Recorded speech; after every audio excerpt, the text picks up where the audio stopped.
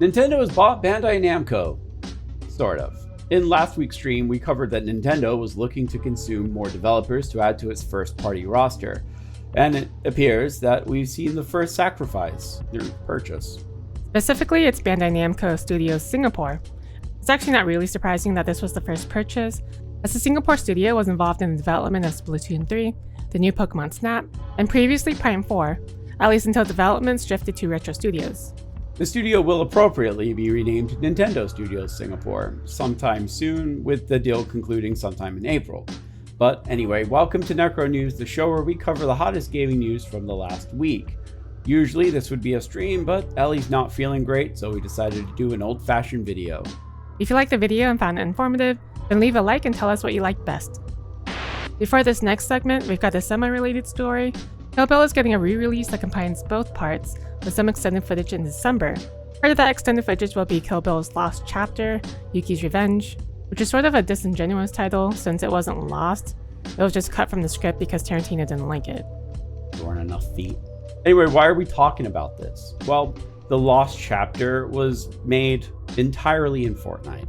And it's made in Fortnite because, weirdly, the company that's all about being child-friendly has collaborated with Tarantino, making The Bride a key component in the end of Fortnite's current chapter, and also a skin, like always. If that wasn't weird enough, this game, rated T for teens, will have a special early access of the entire segment ahead of the theatrical release for this rated R movie that you have to be 17 or older to watch. Since it is Fortnite, you have to wonder if it is going to be toned down or not. But I don't know, what do you guys think? Let us know in the comments. I'm going to let Ellie rest for just a second here since the story is short, but important. The sequel to Garry's mod, S&box, has been in development for God knows how long, I think since 2017, and has only been accessible through a private early access since like 2021. The game will very likely be released next year due to Facepunch, who's the dev of S&box, making the entire game open source under the MIT license last week. It doesn't mean that the source code for Source 2 is now open source, but more like all the system which S&box has, like its UI editors, character modelers, scripting, and all that good stuff, is now free for anybody to edit and build on their own, which is smart and great since S&box life will be entirely dependent on how active the community is after it releases. The Sims 4 is known for, among other things, the ridiculous amount of DLC you would need in order to get all of the content for the game. I think someone did the math and it equated to like $1,500 for all 93 pieces of DLC, which is garbage. Even my game isn't that bad. And rightfully, no one wants to pay for all of that, especially since EA wanted you to pay $40 to recycle in-game. I don't think anyone wants to pay that much to recycle IRL, to be honest, but okay. Anyway, in comes one of the better modders in the modding world, ANADIUS. ANADIUS?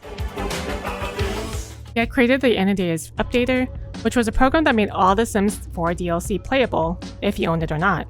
The way it worked, in very simple terms, was by telling the game servers, no, they totally own this. And since every DLC was installed with The Sims 4, whether you owned the DLC or not, it just worked. Now, you would think that many people were very thankful for ANADIUS for this work, right? Because, I mean, the guy who, for free, went out of his way to allow people to bypass EA's absolutely garbage business practices should be applauded, right? Nope, the Sims community was a bunch of assholes. ANADIUS was constantly bugged, harassed, and bullied every time The Sims 4 had a new DLC. And this is a good example, where instead of simply saying thank you to the guy, he was met with this. Thankfully, it seems like ANADIUS has finally had enough, since on the 25th, he decided to completely quit. With only a message on the updater, Sims 4 updater is dead. Permanently this time. It was a good run. Bye.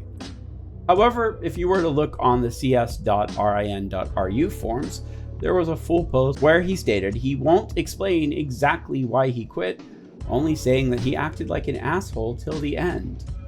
He calls himself an asshole, but that might have been tongue-in-cheek, because in the same post he announced that his other useful programs will work as long as someone maintains them, and even gives instructions on how to do certain aspects if they read the provided guide.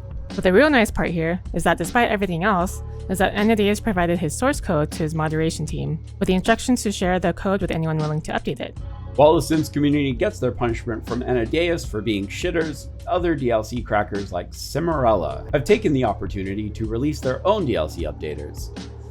Ellie started getting into a bit of pain near the end of this week's news, so I'll finish the last two stories. Starting with the IISU drama.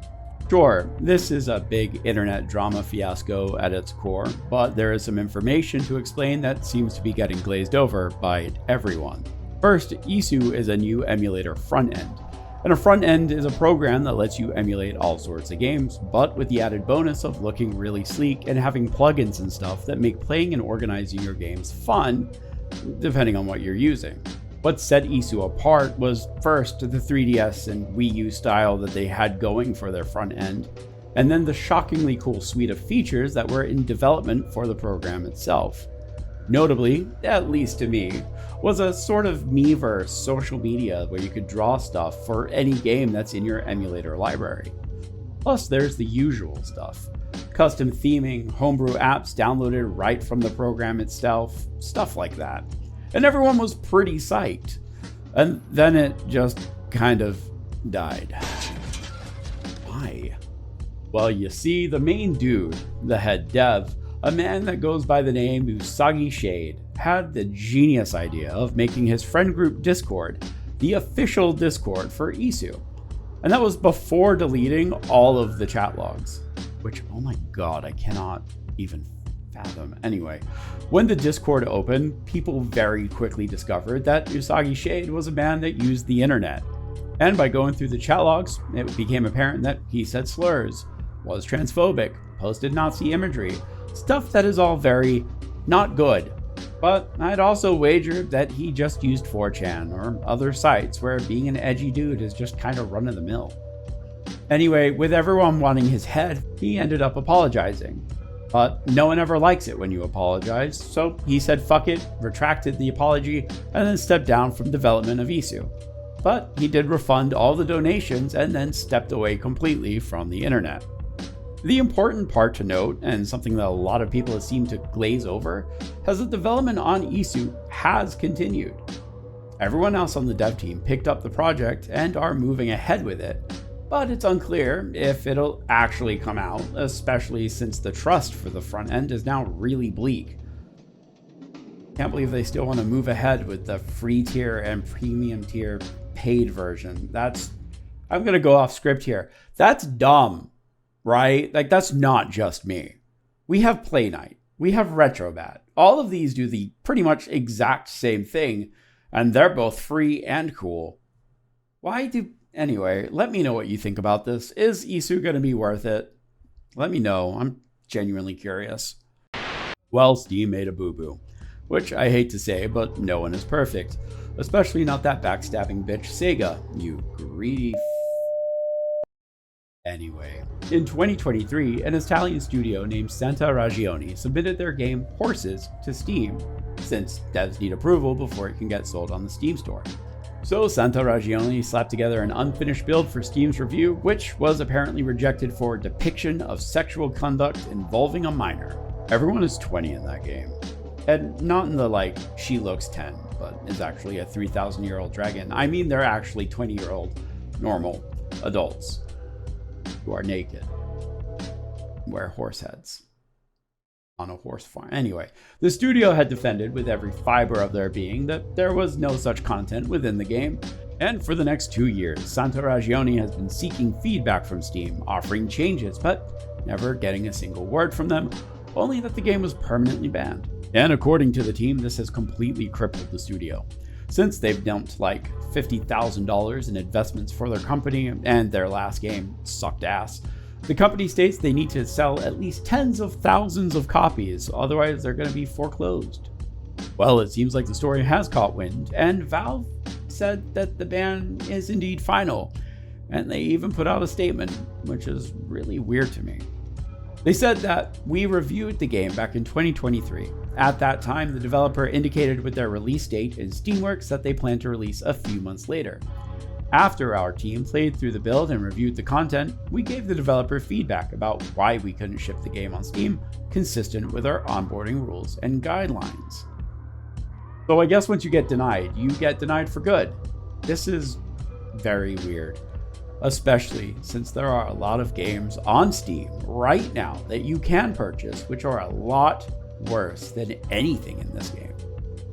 If you want to support the dev, they'll be releasing their game on GOG, on itch, on the Epic Game Store, and on the Humble Store, because apparently it's totally fine for those stores, just not Steam. Again, this is kind of weird, and I wonder if someone had a vendetta. This week's Buried Alive Banger, a segment where we cover a game that our community thinks hasn't had enough attention, is Corn Kidz 64. If you like Nintendo 64 style 3D platformers, early 2000 edginess like Johnny the Homicidal Maniac or Hot Topic, or you were just that weird kid, check out the game. It's a love letter to basically all of that. I just beat the game last week and honestly was surprised by how much it made me finally remember the Nintendo 64, despite only ever playing 4 games on it. Am I still a gamer, guys? Anyway, it's $7. And here are the games coming out this week. Of note, there's Metro Prime 4 and Let It Die Inferno. Well, that's all we have for you this week. As always, thank you for watching, and if you made it this far into the video, post a band-aid or something so that Ellie can get better faster. Also, under the recommendation of some very intelligent people, we decided to open up a Steam group. I'll link it down below, but it'd be cool if everyone could join it. We'll be featuring all of our Buried Alive bangers there, as well as just organizing some community nights. And as always, thank you guys for your support. If you want to show your appreciation more, there's always the memberships, and we will be releasing a 99-cent tier. That includes just the emotes and the membership badge, which should be live now if you're watching this. But anyway, boomers, that's it. So until next time, Goodbye. goodbye.